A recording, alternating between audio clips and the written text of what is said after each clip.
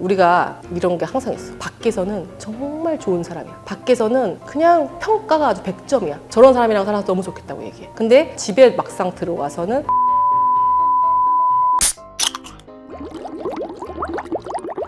안녕하세요. 저는 12년 차 이혼 전문 변호사 박은주입니다. 저는 이제 24살에 사법고시를 붙었죠. 운이 좋았어. 그래서 대학교 3학년 때였거든요, 그때가. 그래서 이제 1년 유예를 하고 27살 땐, 6살 땐가 7살 땐가 연수원에 들어갔어요. 지금은 없지만 사법연수원은 이제 2년 동안의 트레이닝을 거쳐가지고 이제 법조인으로 나가는 건데 3월 달에 거기 일산에 있는데 연수 앞에 가면은 이렇게 아줌마들이 왔다 갔다 해요. 왔다 갔다 해요. 근데 그 아줌마들은 이미 이제 수첩 같은 거를 이미 이 1000명이 들어있는 수첩 이게 참 개인정보가 너무 낱낱이 들어요. 정말로 말도 안 되게 주소, 전화번호, 출신 학교, 그 다음에 휴대전화번호, 이메일 번호까지 다 돼 있어요. 너무 개인정보인데 이게 아무렇지도 않게 막 이제 50만 원에 팔리거든요. 그러면은 이거를 아줌마들이 쭉 봐요. 그래가지고 왔다 갔다 하다가 실제로 섭외를 하기도 하고 막 총각들을 막 잡아. 총각인지 아닌지 모르지만 잡아. 그래가지고 막 생각 있어요? 이러면서 선 보는 것도 있고 전화가 그렇게 많이 온대요. 이제 저는 여자니까 그나마 조금 덜 하는데 전화하셔가지고 근데 여기 이 중에 이제 나이 지긋하신 분들도 있고 결혼하신 분들도 굉장히 많죠. 그때 사시 할 때는요. 그래가지고 저 결혼했습니다. 딱 끊으려고 하면은 행복하시냐고 반드시 물어봅니다. 행복하시냐고. 그리고 이게 주기적으로 돌아와요. 막 3년에 한 번씩 꼬박꼬박 막 변호사가 된 지 10년이 지났는데 여전히 오는 오빠들이 있대요. 그런 때가 있었죠. 지금도 뭐 로스쿨 원우수첩이 있다고 하고서 그런 것들이 뭐 많이 돌아다니긴 하겠죠. 그럼 뭐 그런 얘기가 있었는데 행복하시냐고 하는 거는 굉장히 전통적인 멘트. 항상 있는 멘트. 연수원에서 만들었죠. 연수원에서 친하게 지내라고. 그거는 제가 정말 많이 듣는 질문이거든요.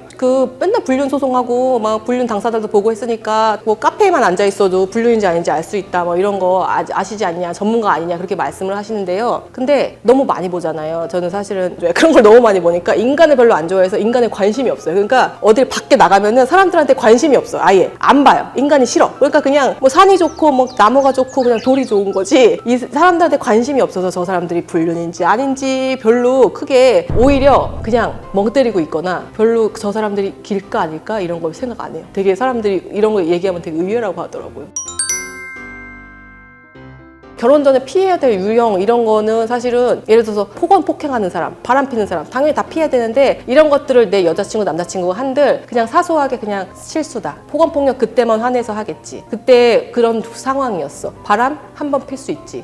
그거는 그런 성향들은 결혼 이후에 더 크게 항상 그게 결국에는 갈등이 심화되고 이혼에까지 이를 정도의 수준이 되기 때문에 내가 싫어하는 그것이 항상 우리가 생각해야 되잖아. 우리는 항상 알고 있잖아요. 절대 인간은 바뀌지 않는다. 이것만 느끼시면은 그러면 내가 이 싫어하는 이 성향을 감내할 수 있을지 이게 최고치에 달아도 감내할 수 있을 정도로 내가 이 사람을 사랑하고 혼인관계를 유지할 수 있는지에 대해서는 정말 진지하게 생각을 해봐야 될 것 같은데 이런 거 있어요. 상대방에 대한 무시라는 건 어떤 거냐면요. 존중하지 않는 거죠. 존중하지 않기 때문에 폭언 폭력이 일어나기도 하지만 폭언 폭력이 없는 상황에서도 그 배우자를 무시하고 존중하지 않는 그 태도를 가진 사람들은요 못 살아. 정말 그거는 정말로 이혼해야 된다고 생각을 하거든요. 오히려 우리가 이런 게 항상 있어. 밖에서는 정말 좋은 사람이야. 밖에서는 그냥 평가가 아주 100점이야. 저런 사람이랑 살아서 너무 좋겠다고 얘기해. 근데 집에 막상 들어가서는 그 누구보다 나쁜 사람들이 있어요. 정말 많거든요. 그런 사람들은요 우리가 이런 마음가짐을 가져야 된다고 해요. 내 배우자를 거래처 사장님,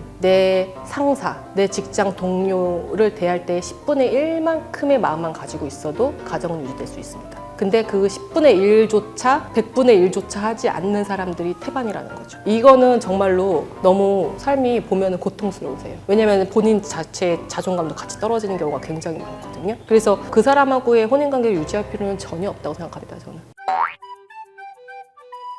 너무 행복하신 분들이 많아요. 이혼 이후에 연락 오셔서 이혼 원하셨던 분들은 얼굴이 굉장히 밝으시고 마음이 일단 편하니까 왜 내가 이걸 진작 안 했을까라, 이게 뭐 이혼을 조장하는 건 절대 아닌데, 그러니까 항상 제가 추후에도 말씀드리겠지만 가정폭력, 폭언, 무시 이런 것들이 만연한 가정은 사실은 유지할 필요가 없다고 생각하는 게 제 입장이거든요. 근데 제가 이혼 안 했으면 좋겠다라는 거는 그런 문제가 아니고 약간의 돈 문제 뭐 이런 것들, 그 다음에 외부적인, 그러니까 뭐 예를 들어서 시가나 친정의 어떤 간섭 이런 것들로 인해서 갈등이 커지는 경우가 있어요. 분명히 회복이 가능하고 회복을 했으면 좋겠고 이혼 안 했으면 좋겠어요. 이런 가정이 있고, 이건 누가 봐도 하는 게 맞겠다라는 가정이 있는데, 너무 밝으신 분들은 그런 전자에 해당되시는 분들이 너무 막 밝아, 너무 좋아해. 그래요.